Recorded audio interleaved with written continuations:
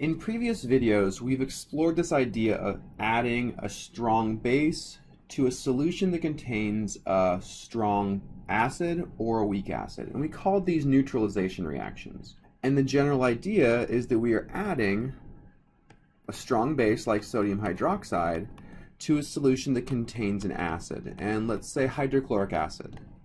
Right, so in this reaction we produce aqueous sodium chloride and we generate water. So we've gone through how we can do the math for these reactions, where we can figure out how many moles of sodium hydroxide we've added, how many moles of hydrochloric acid we started with, and that will allow us to figure out how many moles of hydrochloric acid or sodium hydroxide we have left over. Right? We did this by setting up an ice table where we use moles instead of molarity. Well, another way of describing this type of a reaction would be a titration.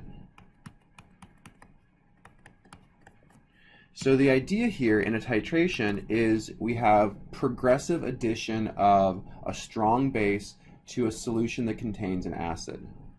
Okay, so it's really exactly what we've done before with the neutralization reactions. But the idea with a titration, we kind of take it one step further and we plot it. So we don't think about it as a single step, as a single addition. We think about it as a progressive addition of sodium hydroxide to the hydrochloric acid. So on the x-axis, we're going to plot volume of sodium hydroxide added. And on the y-axis, we're going to track the pH.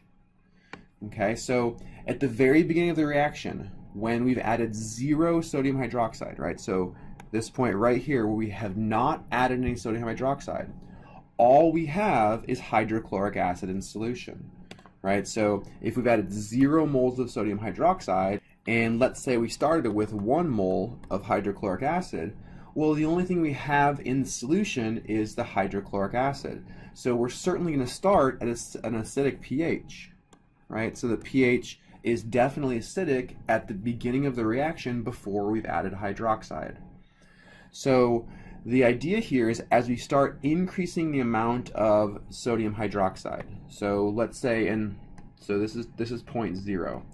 Point number 1, let's say we've added 0.2 moles of sodium hydroxide. We still start with 1 mole of hydrochloric acid.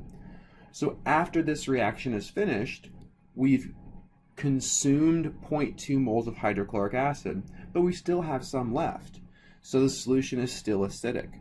So after we've added 0.2 moles, the solution is still acidic, but it's going to become a little bit less acidic. And the idea here is as we continue adding sodium hydroxide, the solution will continue becoming a little bit less acidic until we've reached our equivalence point. So I'll go ahead and change colors here. So at the equivalence point, we know we have added 1 mole of sodium hydroxide, and we started with 1 mole of hydrochloric acid.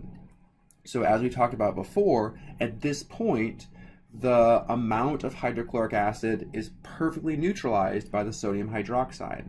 So we've created a neutral solution because all of the acid and all of the base have been converted to a neutral salt and water.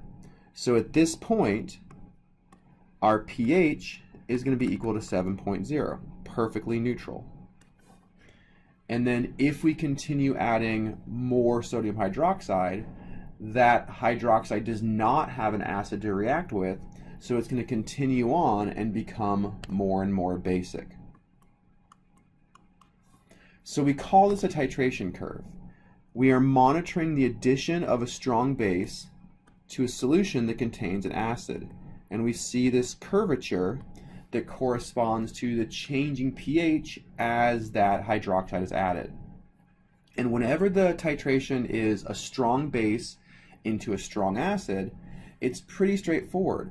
The pH at the equivalence point is always 7.0. And so this is going to be the equivalence point here. And the reason for that is that at the equivalence point, we have perfectly neutralized our strong acid, and all we have is water and a neutral salt in solution. Anything below this point is an acidic pH. Anything above this point is a basic pH. Okay, so we're going to see this type of curvature shape several times over the next couple of videos. So this video shows how we expect a titration curve for a strong acid, strong base titration to be.